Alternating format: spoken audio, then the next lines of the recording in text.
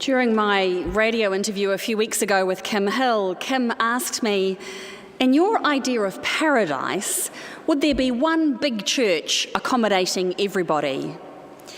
And I didn't really, of course, in those interviews you don't have time to think really, but I immediately said, my immediate response was, no, I think diversity is paradise, different expressions of the way that we come to God.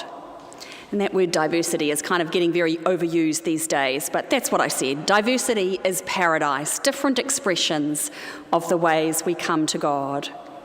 I couldn't imagine anything worse than one monochrome church where everything was agreed upon and everything the same.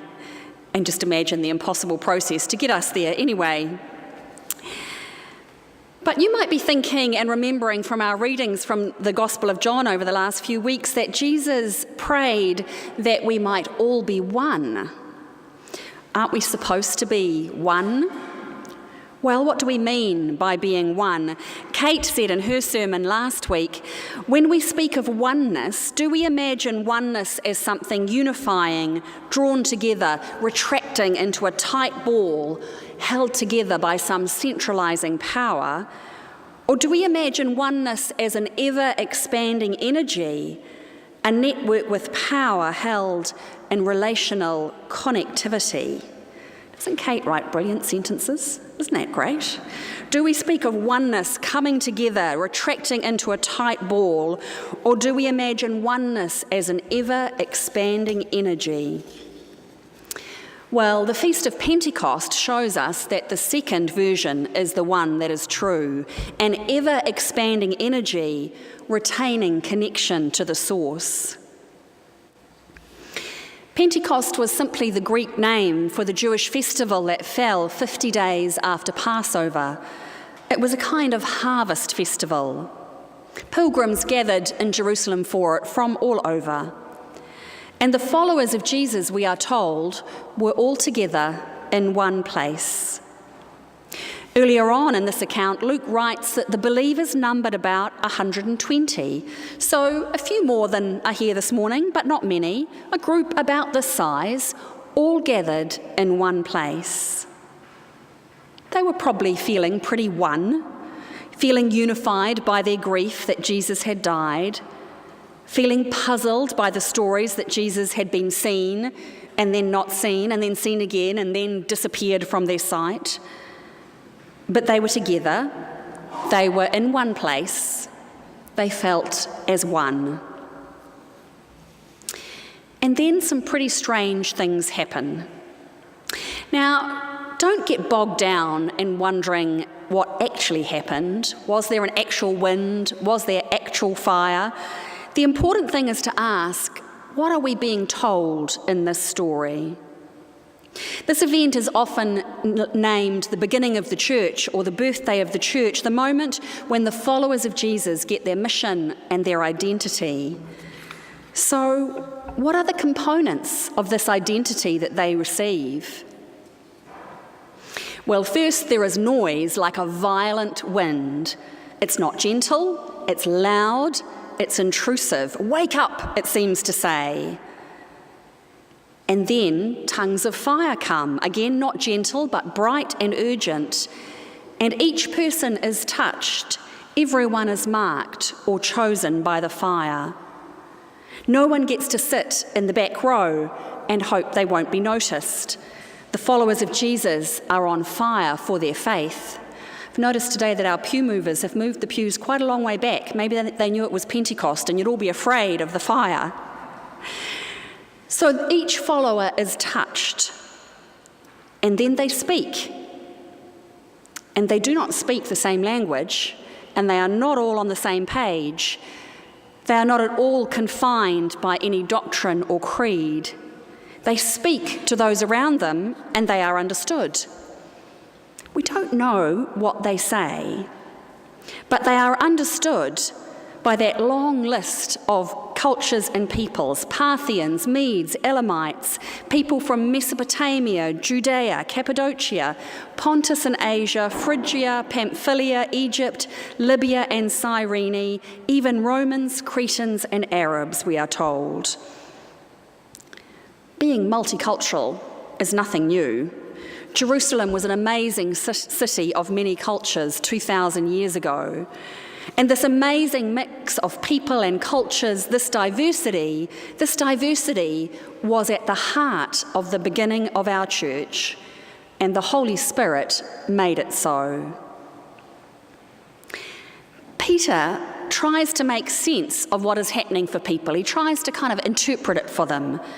He says, the prophets spoke about this. Those of you who are of Jewish heritage should recognize it. The prophet Joel said there would be wind and fire, and the prophet Joel said there would be young people and old people dreaming together. Now, for the politically astute listeners in Peter's audience, they would have heard him quote the prophet Joel, and they would have known that the same passage that Peter was quoting also says, God will remove the occupying army from the north of Israel. Now, the Romans, the current occupying army, wouldn't have got that clue, but for the Jewish people of Jerusalem, Peter was also making a political statement about that very occupying army. By quoting Joel, he's saying to them, there is a future without this army. So it's not just a spiritual experience, it's the beginning of a revolution as well. So will paradise be one big church accommodating everybody?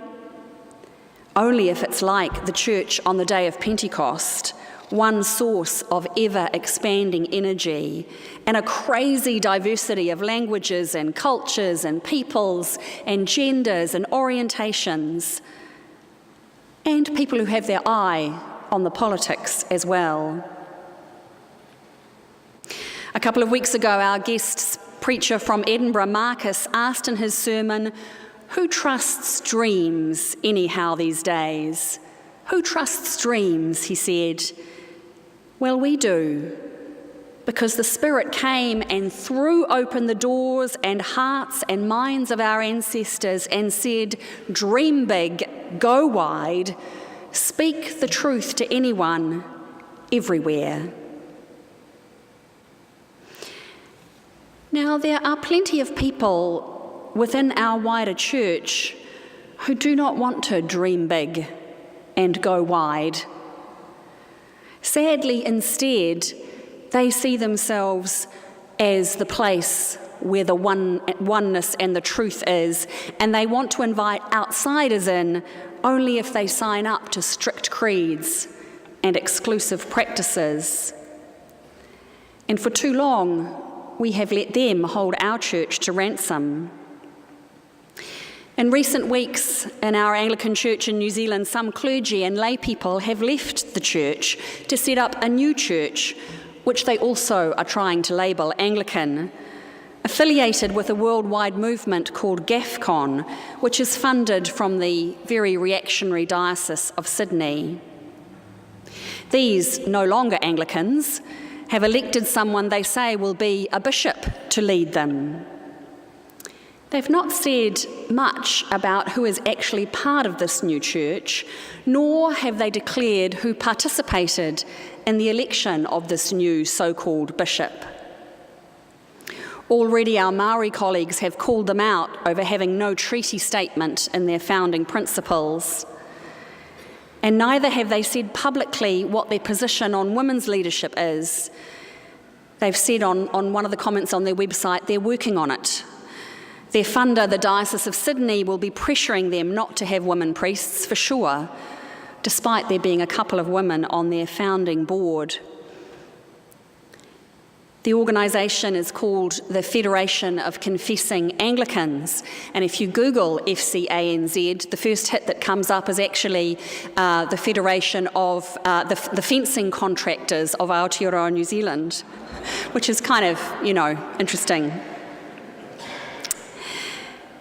And then there are other examples of other churches that have been in the news lately, other churches who also ascribe to the same principles of exclusion and inequality, with one of them just last week trying to dress up a so-called apology to the LGBT community in order to get them some better PR. Well, I think this Pentecost, we need to lay claim even more strongly to our Pentecostal heritage, our biblical heritage of difference and oneness, all at the same time. And this Pentecost, we want to claim again and reject the sinful forces in our church who would shut down difference and force everyone into a straitjacket of doctrine. Those people who have left our wider church because we have had the courage to finally say yes to the Spirit and say yes to the full inclusion of the LGBT community in our church. Yes to the leadership of women, which we did long ago, and yes to the dreams of the young, and yes to the prophecy of the old. I fear that in all the hand-wringing and worrying about those who have chosen to leave, that our bishops and our dioceses will not be bold and move forward even more strongly now. We've got to hold them to account and not let them be drawn back by the few who have left. We want to say that we are a Pentecostal church. We are a church of the Spirit who comes with a noisy wind and a burning fire and gives us words to say and dreams to dream. We are well ready to move forward into a new future, and we will not be held back by those who have left or those who are threatening to leave. Like the followers in Jerusalem waiting for the Spirit, we claim our place this Pentecost amongst the rainbow children of God.